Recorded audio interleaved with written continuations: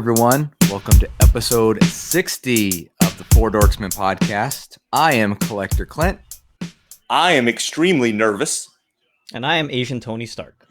And we are usually four nerds who get together, talk about pop culture or whatever we really want to, and we appreciate you listening. Joey is extremely nervous right now because he is in the middle of watching a NFC division game between his Saints and the Buccaneers. So you might hear a couple fun outtakes, and we'll just enjoy that. But what we won't enjoy is that Nate is MIA. He had something come up. So Nate, we miss you. We look forward to having you back next week. We love you, Nate. Yes, it's true. And we hope everything's just fine. So we look forward to that. So a couple housekeeping things before we jump in. Make sure you are following the Dorksmen at @_Dorksmen on Twitter and Instagram. We post a whole lot of fun stuff there and love it when you interact with us. Make sure you guys are also following us on Twitch, twitch.tv/the_Dorksmen. Usually I stream on Tuesday nights, something Nintendo related. We do Dorksmen game night on Fridays, and we do our pre-party there on Sundays. Actually, I did a surprise stream earlier today. We'll talk more about that in a little bit. But anyway, follow us on there as well. While you guys are listening, please play Dorksmen Bingo. Our friend Andrew Newland of the Toy Rewind podcast put a lot of work into that. You can access that, thanks to Larry from the STS Guys and Totally Rad Movie podcast, at dorksmanbingo.com. So I actually need to remember to do that myself so I can ring the bell if I can. So shout out to all those guys. There you go. I think that's it for housekeeping, except for make sure if you're interested, you can always email us dorksmen@gmail.com. As Nate always says, we will read it. We will not respond to it. We might check it out on air. So feel free to email us. Anyway, one thing we like to do online is our Ask Dorksmen, hashtag Ask the Dorksmen, Twitter and Instagram. Feel free to ask us a question anytime, every time you think of it. We will add it to our queue and hopefully at some point answer it. It may not be that week, but it will be probably relatively soon. So we have two questions we've picked out today. And those questions, the first question actually comes from our friend Steph, the Steph Phil. Make sure you're following her on Twitter. She asks us, Jackbox or Cards Against Humanity? These are both games we've done during Dorksmen game night, and I thought we would address that with an extra. We're going to add a little bit to that in a second, but let's go through that first. Joey, Jackbox or Cards Against Humanity? You know, I would lean towards Jackbox initially because it does have obviously more variety in it. But Cards Against Humanity is just absolutely hilarious for me. Yeah. I really enjoy seeing how far people can take it, like how raunchy people can be with their answers. It's just so interesting. And when we were able to play the little version of it that they had available through Airstream, Air Console. Air Console. Thank you, Ron.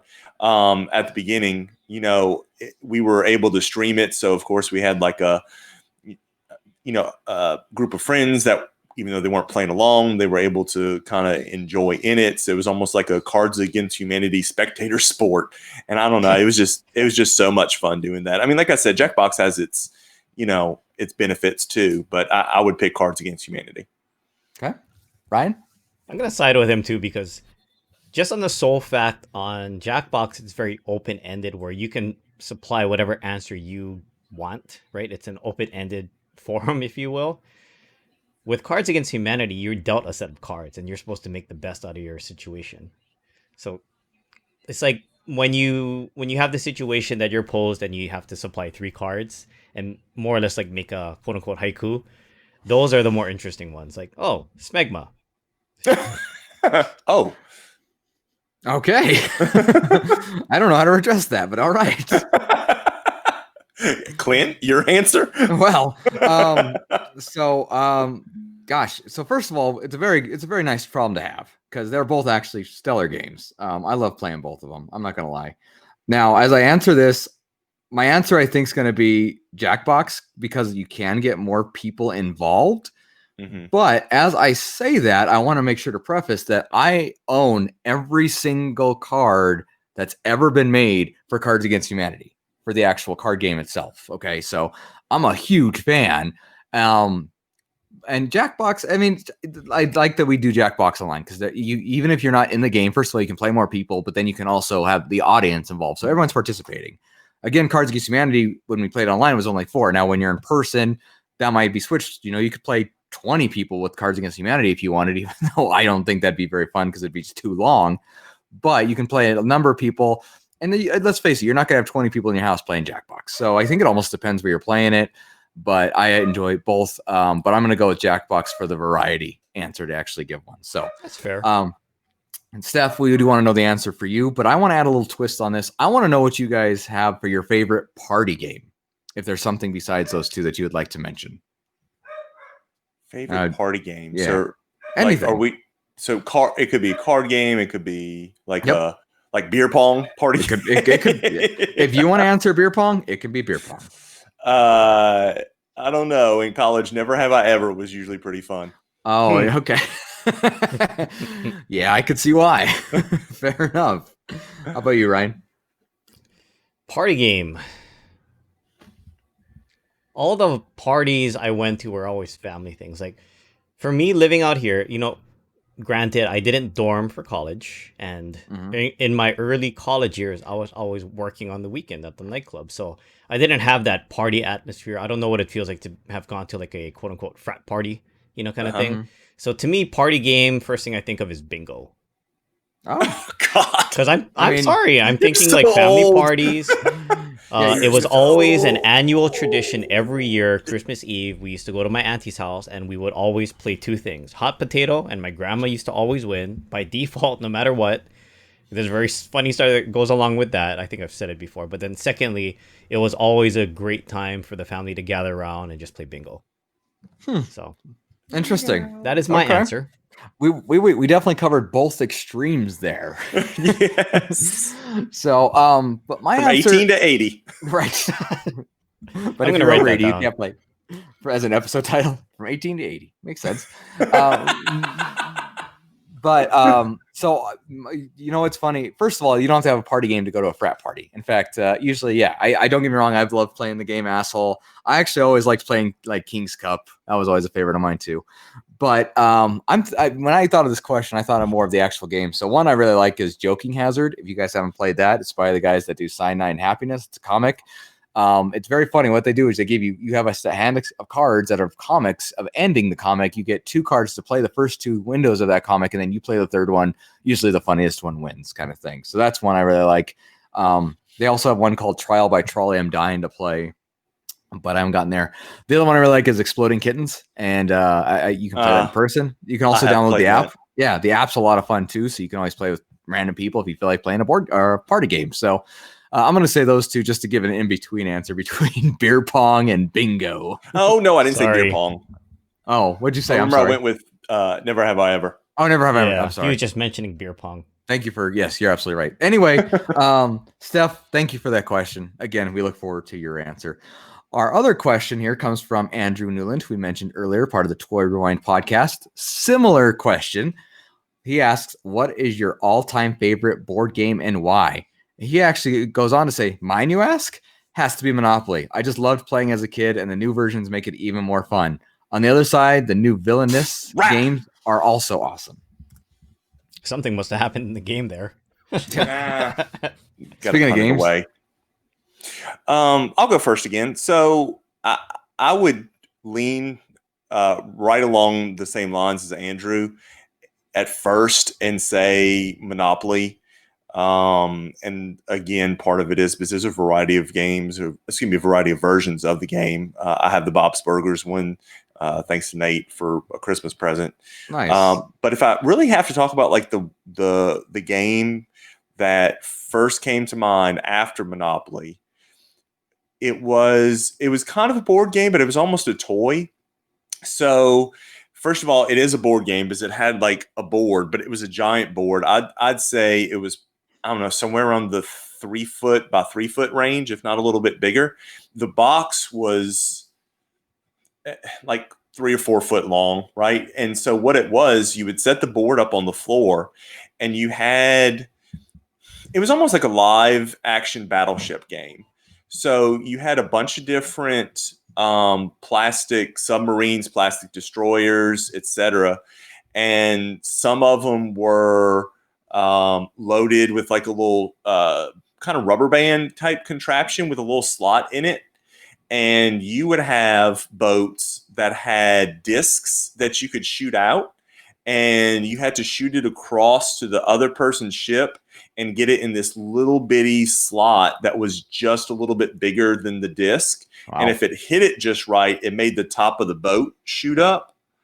And it was just so cool because it's like, it's like an oversized game. That was always cool. Like why the USS Flag's so cool for G.I. Joe because it was just oversized. It's just huge, right? Sure. And you got on the floor and played, and it had, that's, I want to say a rubber band for technology is pretty advanced for the time, but having a game where there was some kind of physical action incorporated into it, kind of like mousetrap type thing, right?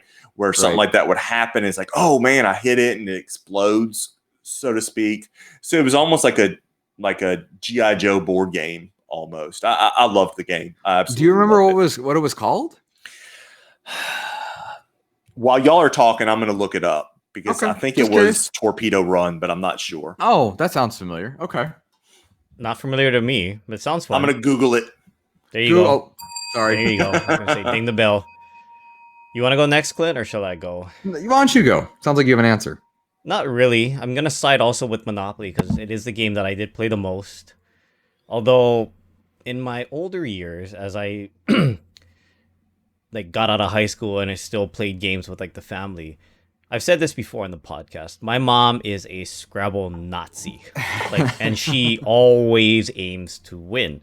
And she's like, "That's not a word. That's not a word. That's not a word." So Scrabble would definitely be up there in the later part of life. I'd also like to throw in there the normal Battleship. I know Joey is talking about this oversized version of it being 3 feet. It is Torpedo Run, by the way. Torpedo Run? Okay. I just dropped a picture in the chat. Nice job. Well, maybe we can use that for the graphic today then. But I would definitely find a better quality one. I'll try to find it. Okay. I'll try to find it. All right. Torpedo Run. Very good. But yeah, Battleship would definitely be in there as well. I enjoyed me some Sorry. I know this is going all over the place, but general consensus here, I don't really have a favorite game, as you can tell. Sorry. Hard to choose just one, man.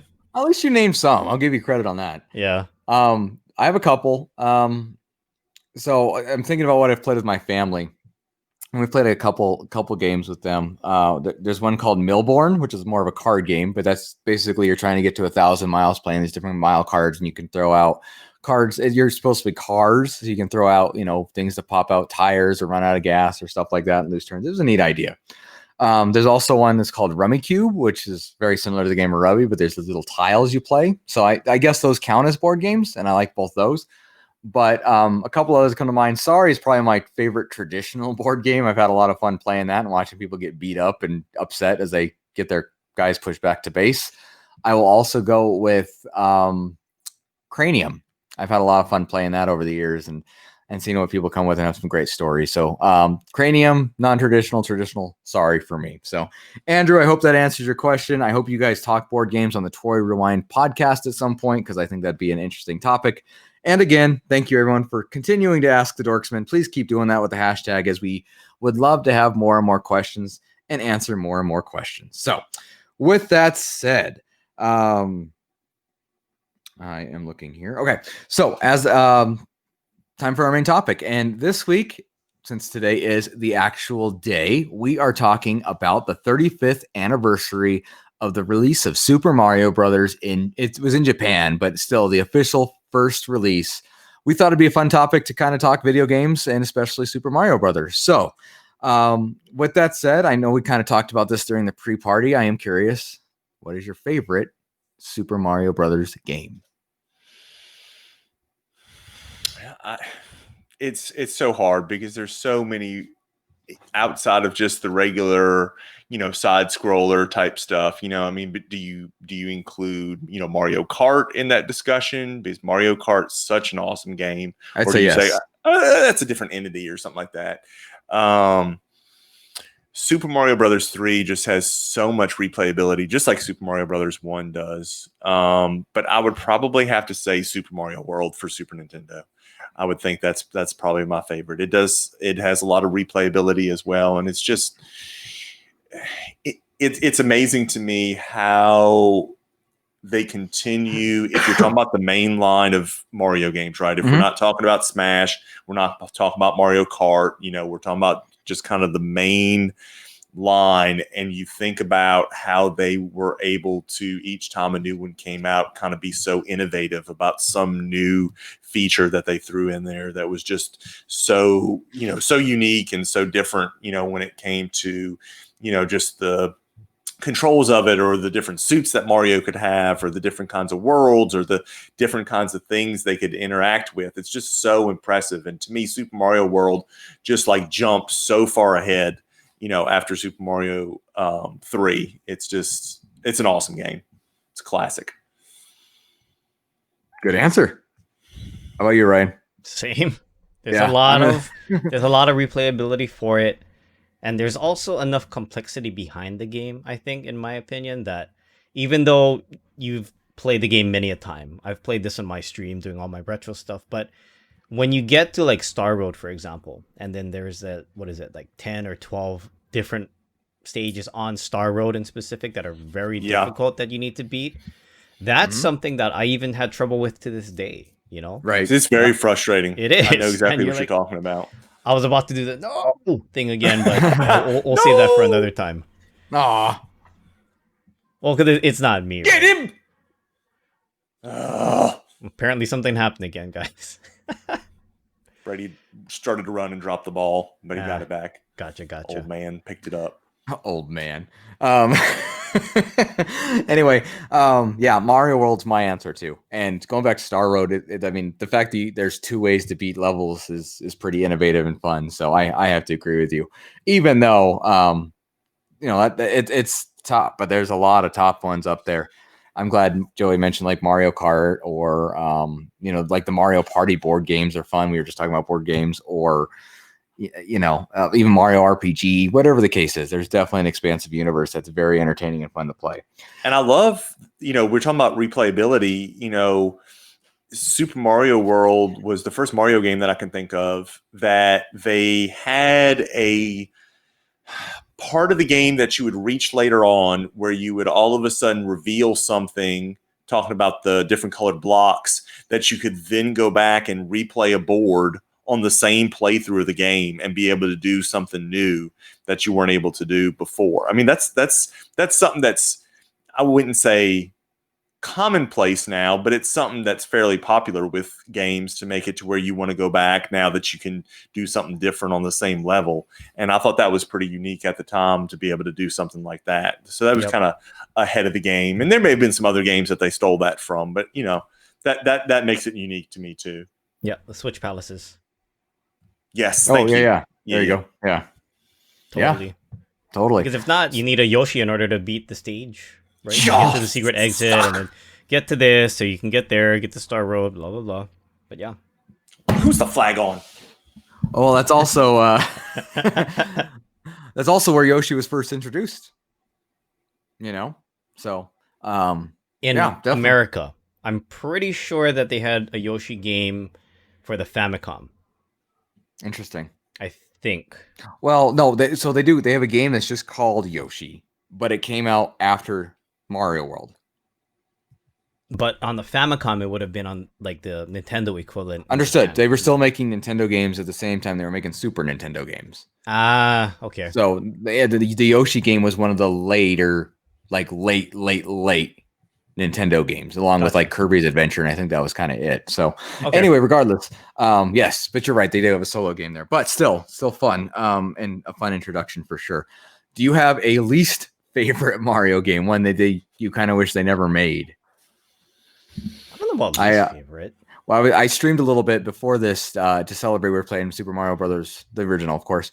Got to 6-4 and never passed it because of my own inability. But I love that our friend Patrick, shout out to Patrick, answered Mario Fun or typing with Mario. I guess it was a typing tutorial with Mario, and it was just awful.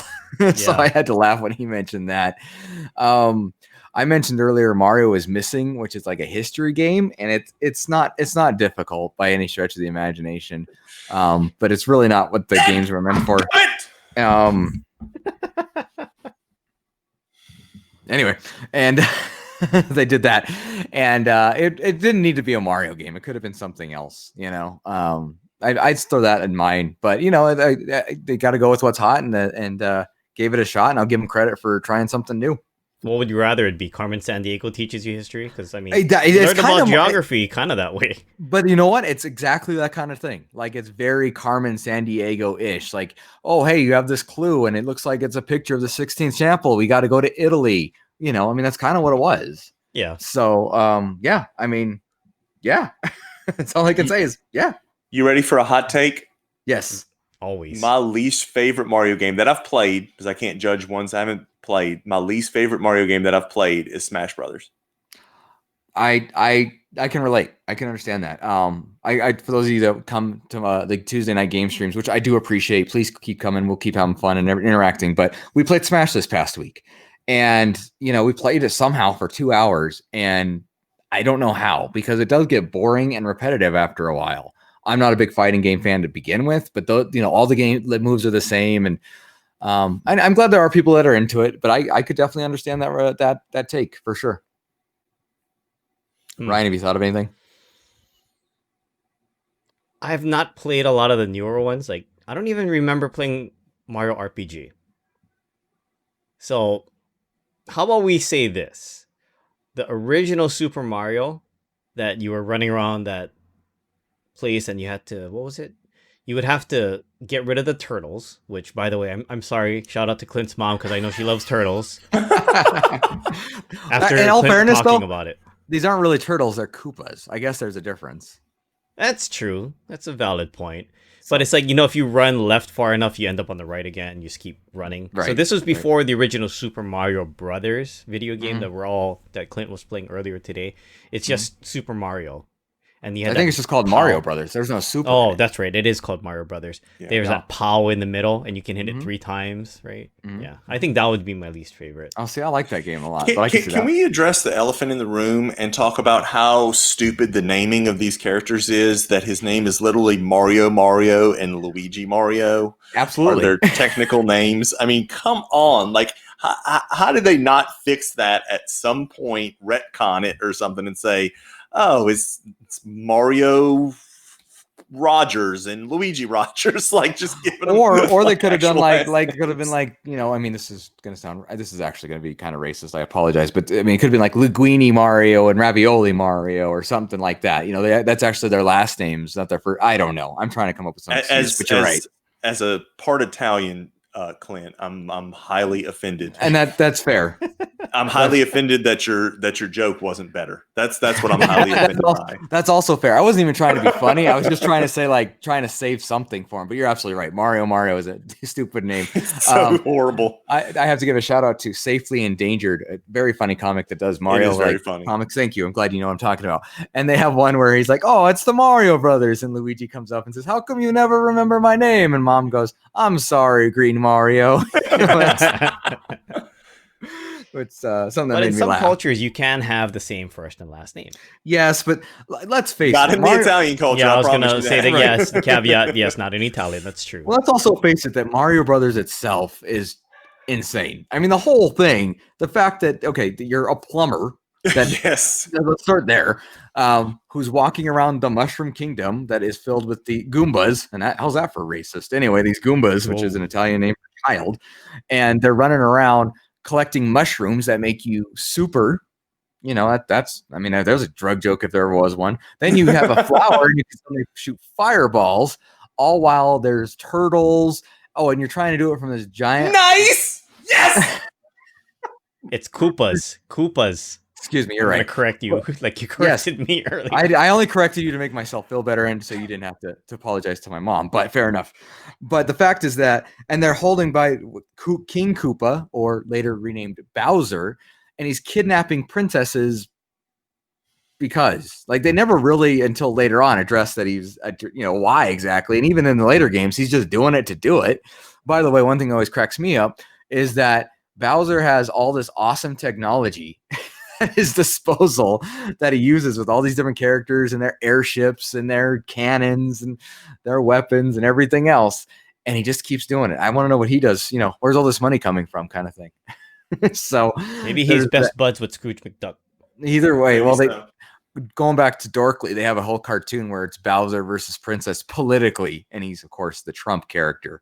So something worth checking out on Dorkly if you ever get a chance. But anyway, the whole concept of the whole game is, I mean, it had to be a dream or somebody's acid trip, basically, and it's worked. I'm not saying it's bad. I'm saying it's insane when you sit back and think about the concept of the game itself. There's a lot of games from that era that probably spawned from that same acid trip or something similar, right? I couldn't argue with you if I tried. Because when was the original Mario Brothers released? Now, well, I mean, it was obviously 35 years ago. in the early 80s, but 85. I would think that the original concept of the game probably came to fruition maybe in the late 70s, maybe the ideas of it. And if you think about that time frame in the world, it's not a far-fetched thought to think, yeah, this was probably a bad acid trip. Especially the fireball thing and a plumber. Right, he's a plumber. And I mean, the only thing that has to do with pipes is you go down and up the pipes, but that does, he's not fixing pipes. He's not putting pipes together. It's just going up and down them. I guess that's why. But and why doesn't he have any tools ever? Yeah. Right? Why is he just? Why don't they give him a wrench to hit people with? Yeah. Why doesn't he have a wrench to throw at the Hammer Brothers? Why has he got to punch Yoshi in the back of the head? He could be hitting him with a wrench. He doesn't do that. He doesn't do that. Wow. He doesn't do that in later games. But I always hated when he punches him in the back of the head. It's like, well, it's like how he punches. Stick your tongue out. Yeah, don't punch your dinosaur. Punch your dinosaur. I think that might be the name of the episode. I actually said don't punch your dinosaur, but that don't works punch too. your dinosaur. Yeah, I'm gonna write that down too. Good too. Don't punch your dinosaurs ages 8 to 80. There you go. That's our podcast if you want. While we did our pre-party, and again, thank you for everyone that joined us. Manny asked a very interesting question, and he basically asked, how come the princess keeps getting kidnapped? After all these years and all these attempts, why does it keep happening? Is she actually in on the whole thing?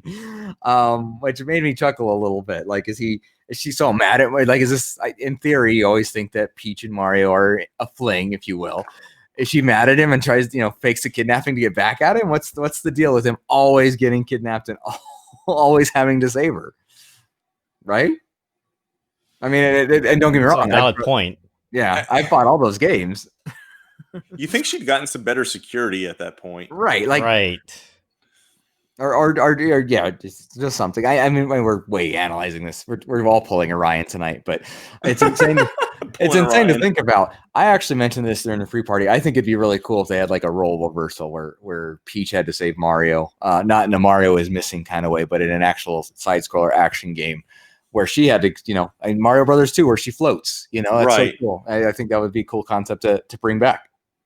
And especially in this time where women are empowered to be heroes, and they should be. And I think that'd be kind of cool, kind of a neat idea. So if Nintendo, if you're listening, that idea is free. Feel free to use it as you see fit. I mean, if Luigi can get his own spin-off franchise, then she should be able to get hers. I mean, even Toad's got one. Yeah, it's true. And why doesn't Peach have one? Yeah, I agree. Well, it's just, I mean, and it was a fun idea once, but the fact that it keeps happening is, I mean, it gets old, right? I mean, don't get me wrong, I still like the games and I still play them, but I think it'd be fun to do some role reversal. And as I mentioned, there's Mario Brothers 2 where she is in it.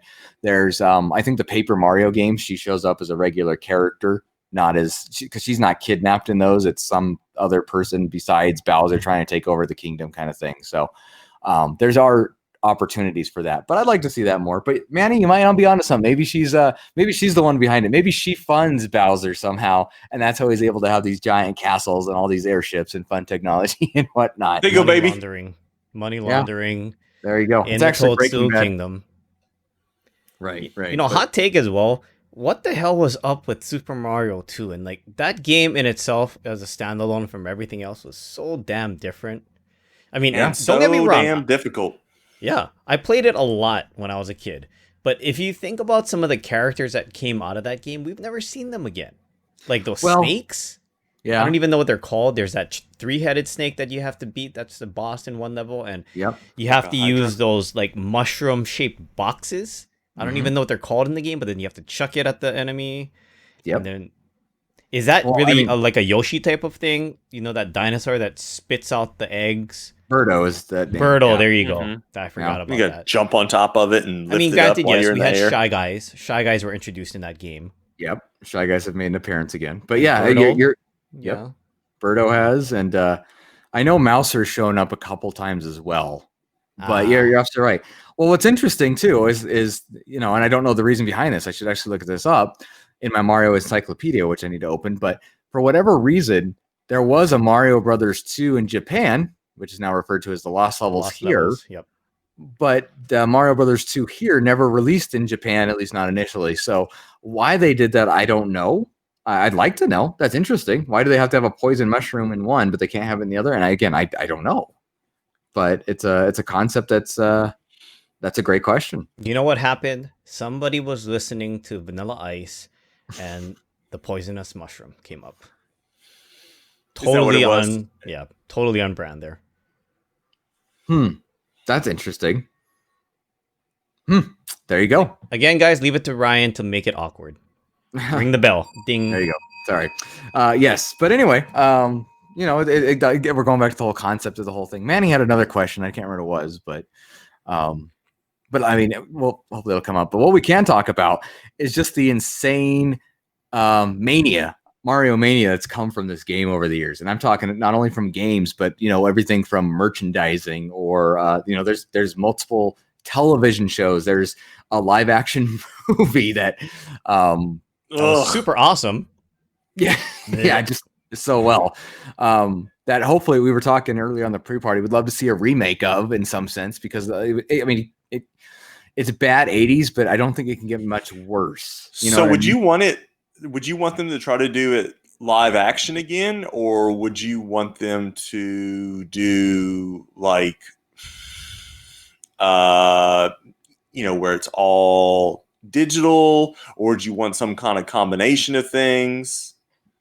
I don't know. That's a good question. And it'd be cool. It would be cool. Well, like, would you want it like Detective Pikachu style? That's exactly what I was thinking. Would it be Detective Pikachu? And I think that could be kind of neat if they did it right. I think if you made it, I think you could make it like that and make it interesting, where it was almost like a origin story. Mm-hmm. Like you met up with Mario and Luigi before they were, in the video game. And it's like Toad comes to them in their world to explain to them what's going on and all that kind of stuff. It could be very unique. And they could that way. They could do multiples. You said a mix. I mean, it could be kind of neat if they did some form. And I'm not the writer here.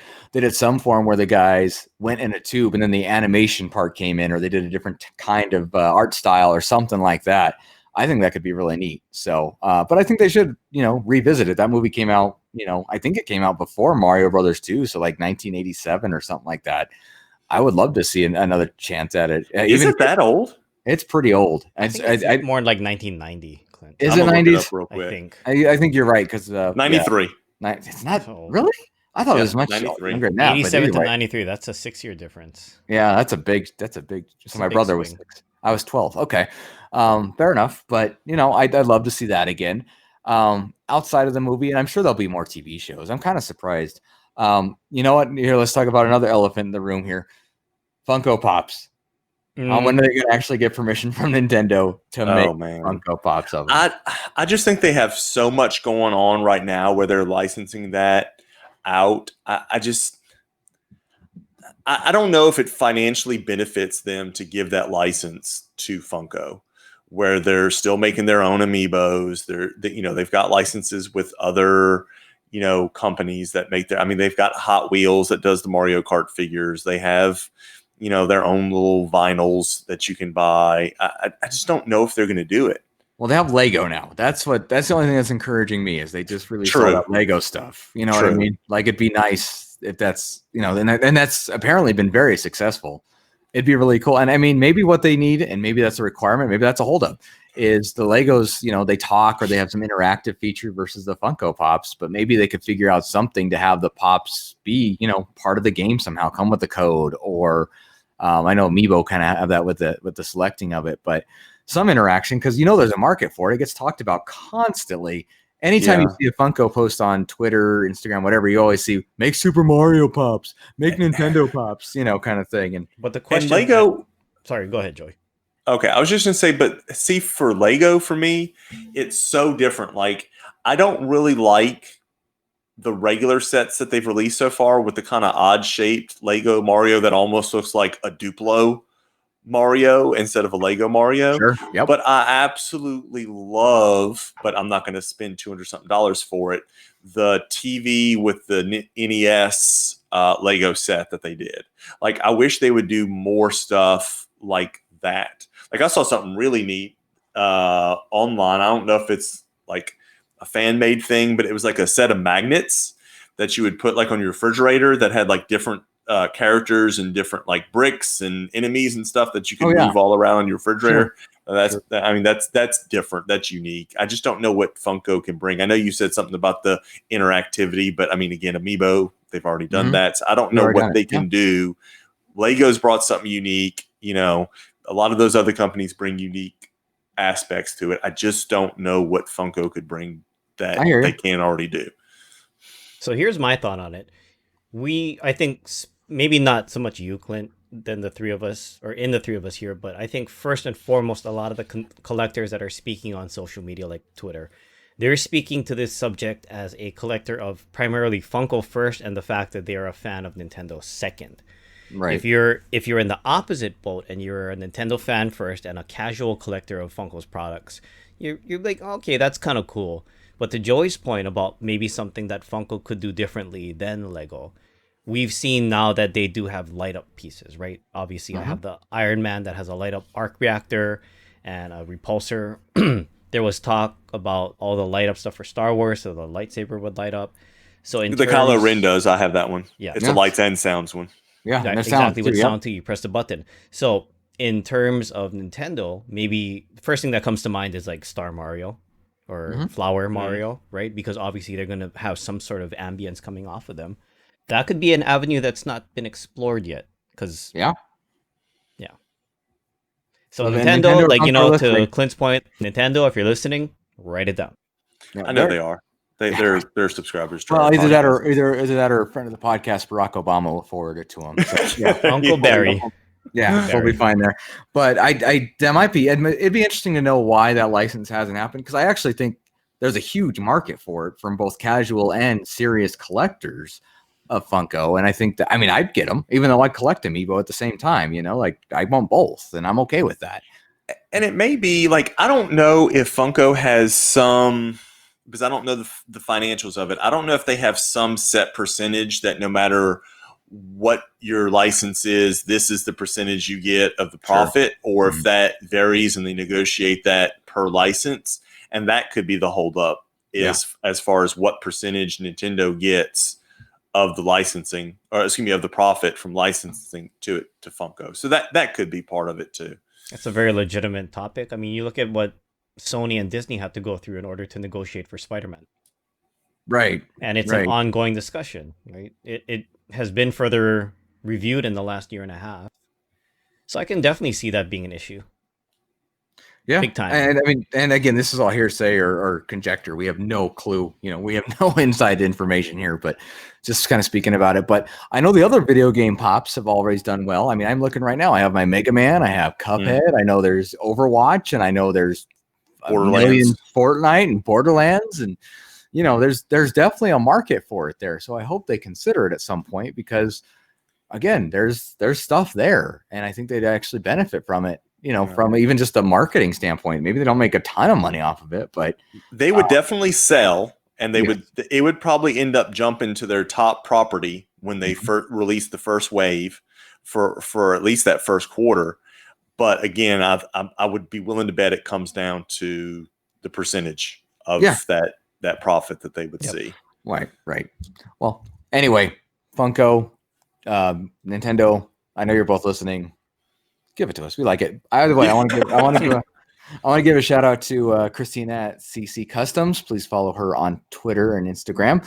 But on Instagram, I know she has shared her award-winning customs of Mario and Nintendo Pops, and they look great. And I would recommend you check those out, because they are well, they're awesome. So did she end up doing a Smash Brothers theme? Was that's that what the it one she basically did? is. Yeah. Okay. Yeah. But because there's Link in there and there's Donkey Kong and others, but I know Mario's in there. And again, Right. he won for custom of the year basically for that. So Was that 2018 Fun Days? 2018. it was the year before you and I went, Joey. Yeah, So okay. I barely missed it. But yes, 2018. So please check it out. Just for an idea how they would look, because they do look really nice, and she did a fantastic job.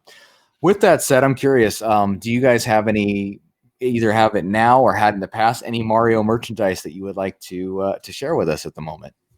Yeah, I'm trying to collect all of the Hot Wheels Mario Kart Oh, nice.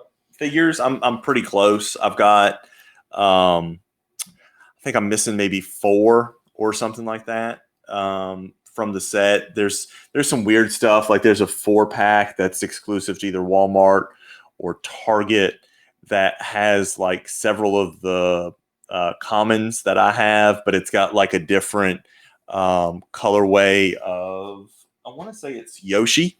That's like a dark gray color, almost black. So I don't have that one. And I think there's 1 or 2 that come with some of the track sets that I don't have. So there's a few I'm missing, but I've got, I don't know, about 15 of them. Wow. Or so. Or do you ever want to be complete? Is that a goal? Oh yeah, I would like to. I kind of stopped a little bit, but with us moving and me getting my own office space now, I think I might be able to pick back up, so I can actually have a spot to display them and stuff like that, and maybe even use the track for display. But there's a few pieces now that I'll probably go ahead and pick up. Like Walgreens has always got little sets of different characters. GameStop's usually got different sets with different characters that you can just pick up a thing or two here. And when McGuire and I were playing the Wii more, or was it? No, it must have been Wii U. Is that when Amiibo started? Was with Wii U? No, it started with Wii, I think. Did it? No. Okay, so we had gotten a couple of those. Like we got one of the 8-bit versions of Mario Amiibo. Those. Yeah.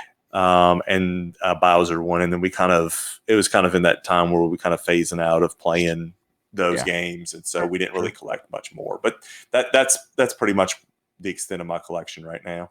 Nice. What about anything in the past? Anything like when you were younger? I was just about to bring that up. I remember one of my favorite Happy Meal lines was I don't remember if it was Super Mario 3 or Super Mario World. I think it was 3 because I know what you're talking about. Yeah, and they had some toys that went along with it, and I absolutely love those. I was trying to get all those collected. Of course, I don't have those anymore, but that was probably the biggest one that I collected when I was a kid. Was trying to get all the Happy Meal ones. My favorite was the Goomba that had the suction cup on his chin. Yes, pushed him down, and he flipped. Yeah, yes. Yeah. Oh, the one going like this. No. He had walk, right? There was one that walked too, but I think the one I'm thinking of, he was like, this big, and he had bendy legs, and you bent him over so the suction cup on his chin stuck to his feet, and then as the suction cup let go, he jumped. And he would jump right. It would make him pop free. Yeah. They had that designed for a lot of toys for years and years, and then they just incorporated it into it. And wasn't there one that was like the same thing? It was a suction cup, but it was a spring, maybe it was a Mario or something to make him jump something. I just remember there being a lot of... Yes, it was. Yeah. You're absolutely right. I do remember that because he's like jumping up to hit a brick. Yes. Yeah. You're absolutely right. Yes. Oh, now I want to show all those too. Thanks, Joey. I totally forgot about those. I think I had those. Yeah? Yeah. Because they sound vaguely familiar. How about any other merchandise? I don't own anything, actually. I'm unlike our super fan here, Clint. I'm not a huge Nintendo fan when it comes to the actual tactile products. I like the video games. I know for a fact somewhere in the house I have a Nintendo Power, though. I know that doesn't directly relate to Mario, but it is Nintendo branded. Right. So no. There. I have one somewhere. I know I have one left. I don't know what, or it's either a Nintendo Power or one of those strategy guides that's in the hardcover. Or not hard, but harder. It's not a magazine. I got you. Yeah. It's thicker than that. Yeah. I'd have to go look for it. Right on. I think that's the extent of anything that I have in the house that is Nintendo collectible related, though. I know when they finally open up the Super Mario World at Universal, I'm going to have to go back, and then I will definitely be engaging in much merchandise purchasing at that point. Yeah, I don't think you're alone on that one. I'm probably there with you. I have a couple things. I know Joey mentioned the Amiibo, and I have Do I have every? No, I do not have every Mario amiibo, but I'm pretty close to all of them, including like the Gold Mario, the 8-bit ones. I love those 8-bit ones. Those are cool. I had to buy one to rock, one to stock with those. I know there's the Smash Brothers version. There's I know there's probably more that I don't have, but anyway, I do have those. I do have a couple shirts. I've been to the World of Nintendo a couple times and bought some stuff there. Actually, I won this. This is pretty neat. It's my little Shy Guy plush that hangs out on my table. I had to grab him. Yeah, so over the years though, I've definitely had some stuff. Everything. I remember one of my favorites was a cake topper for a birthday, like when I turned 7. Just shooting a fireball, and I love that thing. I still remember it very vividly. That was very cool.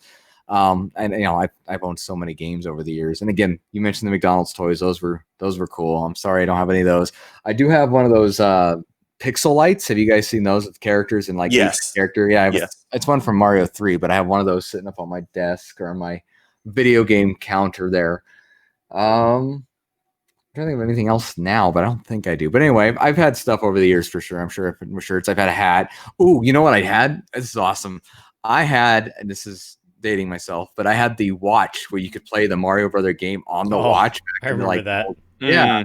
So, people like calculator watches. Well, I had the Mario Brother watch, and I love that thing. It was tons of fun. It was a great present I think I got. So, yes, do you remember those flip out games? I mean, even before the Game Boy became a thing, those portable games. Mm-hmm. They had like just Mario Brothers. I was about to say I had a lot of the Tiger ones, like because they had a Double Dragon one. I remember that one. And they've re-released a lot of those. You can buy them at GameStop now. Serious? Yeah. Man, that was a lot of the recess time during grade school there. Oh yeah. That brings back a lot of memories. Totally can agree with you on that. We old. We old. Well, we're over 35, which is the same old as the Super Mario Brothers franchise and the original game. So it's going to be neat. So for those of you that don't know, what they're doing for the anniversary here is if you have a Switch, you can play Mario All-Stars, which has the first 3 Mario games, and Lost Levels as long as you're an online member. I think that's ongoing. I don't remember that's just for a limited time, but that's pretty sweet. Starting October 1st, they're going to have an anniversary game that's like Tetris 99 or Tetris 99, depending how you say it. And in that, you're playing against, I think it's 35 other players. And, the farther you get in the game without dying, the more villains you kill, the more coins you collect. You throw obstacles at your opponent. So that'll be interesting to see how they do that. And then they're releasing some of the newer open world kind of games like Mario 64, Mario Sunshine, and Mario Galaxy next week. So this podcast is very apt for that release. So I'd make sure if you're interested to check that out. Pre-orders are pretty much gone, but you have until March is when they say they're no longer going to make the game. So make sure you guys are on top of that. There you go. That's kind of where we've gone from the beginning to the end here, but we're going to talk a little bit more in between. What else about Mario Brothers, guys? Well, Joey mentioned Mario Kart. We also can factor in Dr. Mario. And I know we mentioned this during the pre-party, but like I'd also ask the listeners to chime in on this and maybe, send us a tweet on Twitter, _Dorksmen. Let us know your thoughts on this. But what brought you more frustration when you were a child or the first time that you played the game, depending on how old you are? Would it have been Dr. Mario or Tetris? Well, and yeah. And for me, and I have to, I think this was Joey, and I have to agree with him. Head to head, Dr. Mario. Solo, Tetris. Yeah. I would even say solo, probably Dr. Mario. I don't know why, but I just remember getting like super frustrated with that game. Like I play Tetris a lot too, and I just remember, it's a puzzle game. I can't figure out. But for some reason, Dr. Mario just drove me nuts, like to the point where I'm like, okay, no, I'm not playing anymore. I'm done. I'm out. Forget this game. What's funny is my wife and I, we on our Wii, we downloaded like the upgraded graphics Dr. Mario. And we still to this day will come down to my basement in my man cave here and just play it. And yeah, it's one of those games where if Tetris, if you make a mistake, I think it's easier to get around that when you're in competitive mode. But if you like make a mistake on Dr. Mario, you're struggling to make up for that in comparison. Yeah, because it's not just block strategy; it's also color. Right. It's a little more. I mean, yeah. It adds a level of difficulty if you're talking about like geometry. You have your X and your Y axis. There's another, another dimension to it. Yeah. There you go, Ryan. Hey, man, I make it weird. It's like 2D versus 3D. Yes, it is, but we love it. And that's, but they're both fun games. Don't get me wrong. I've I love Tetris 99 and I love Dr. Mario, so I'm all about it. So, kind of funny to think about some of the over the years the cameos Mario has made. I'm thinking about Punch Out, where the referee. He's been waiting to do that the whole episode. Actually, I haven't. I just thought of it. I'm not lying to you, but I totally forgot about that. But yes, it's true. Yeah, he's the referee in the original. Yeah. He makes I didn't even realize this until I was looking into my Mario Mania quote unquote strategy guide. He's like at the Victory Cup for F1 racing for the Game Boy. I totally forgot about that. There's the NES Open golf tournament where him and Luigi are in that. I'm trying to think there were more in there, but I'm drawing a blank on some. But I mean, he shows up everywhere. I mean, if it's a Nintendo game, there's like a Mario reference no matter what, and kind of fun to think about, especially going back. Yeah. Oh, you know what? I just thought of one more thing I have. My brother was Mario for a Halloween costume a few years ago, and I actually have the hat still. I should pull that out and just wear it just for the hell of it. Yeah. Yeah, do it. Put it on Twitter this week. There you go. Maybe I will.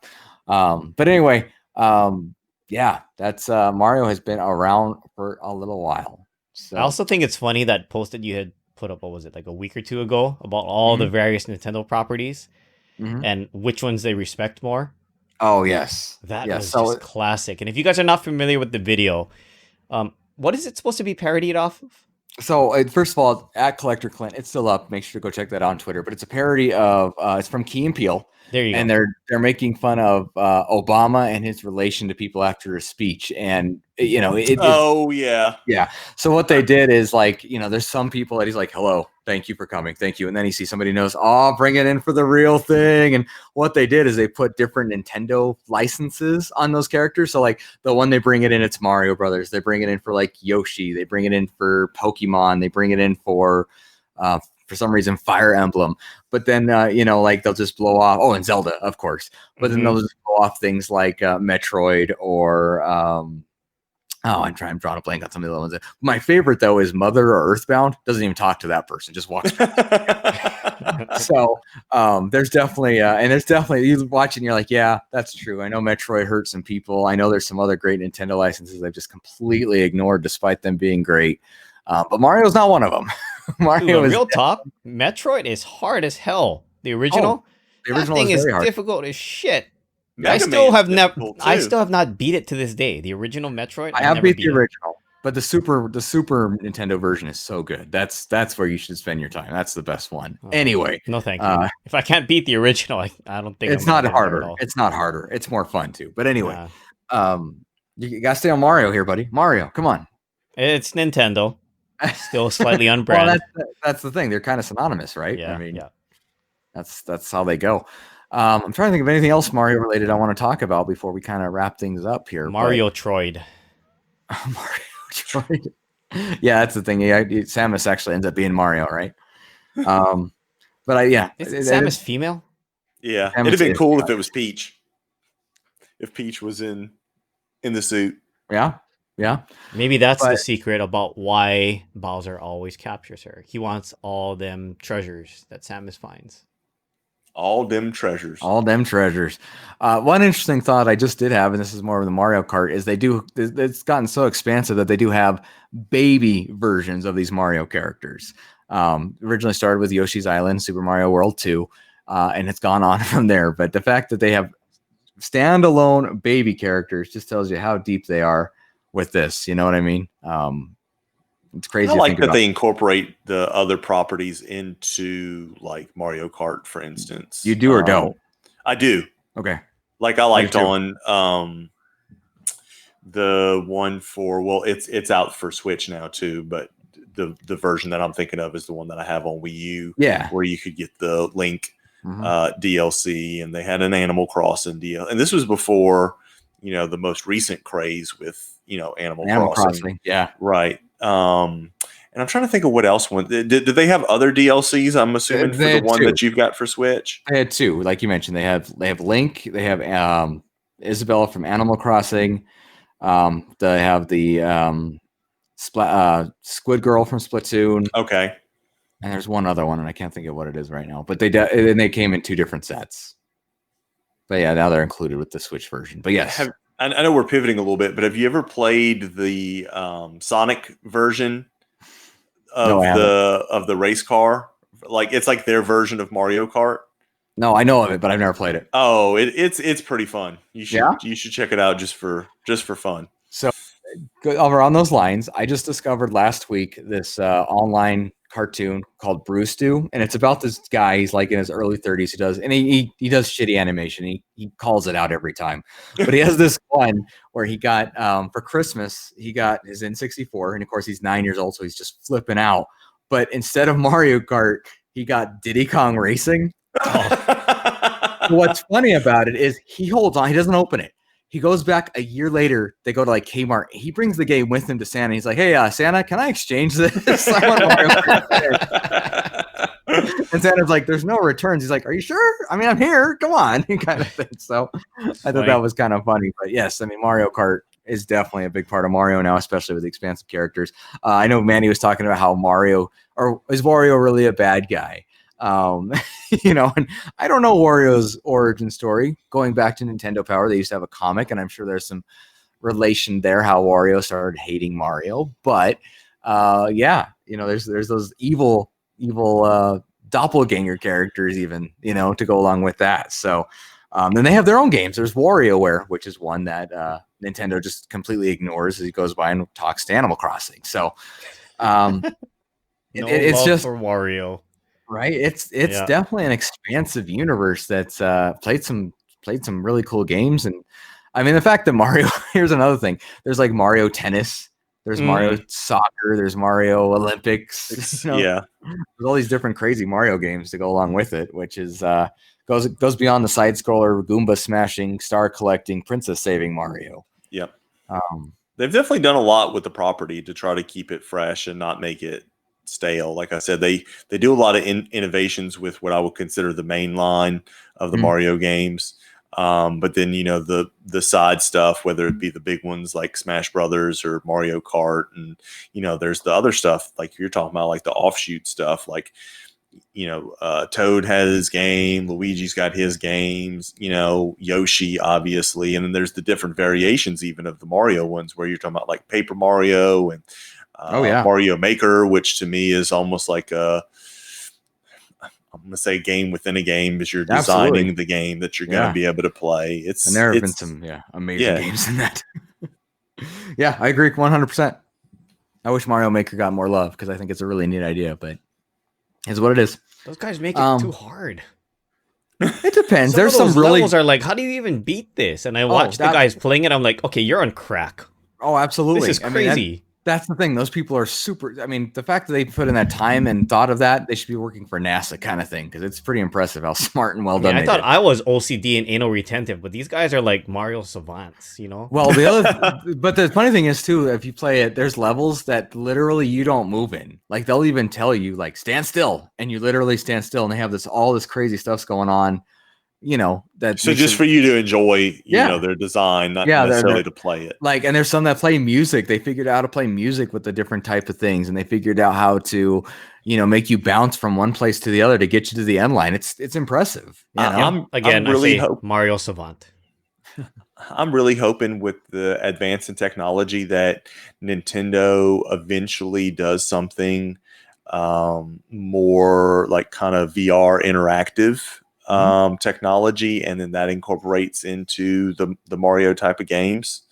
I'm thinking like Beat Saber, for instance, like with the PlayStation, where it's something that you can actually run along and stomp on enemies and punch bricks and all that kind of stuff. Be good exercise too. Oh yeah, right. I'm thinking of they have this thing now called the Ring Fit, and that's what I'm thinking of. Yeah, while you're saying that's what I was thinking too. But yeah, absolutely, that'd be cool. That'd be really cool. And I mean, it's with it. One thing. This is a little off topic, but one thing with Nintendo is they're all about the gimmicks and all about the accessories. I mean, even everything from Mario Kart from the Wii that came with that wheel to Wii Fit to they're all. I mean, Labo and so if there's a way to sell you an accessory, I'm sure they're looking into it because that's their thing. Hey man, that's our the new thing that just came out, Clint. I was going to ask you if you knew much about it. It's some kind of new Mario Kart. Oh yeah. It's like, do you know what?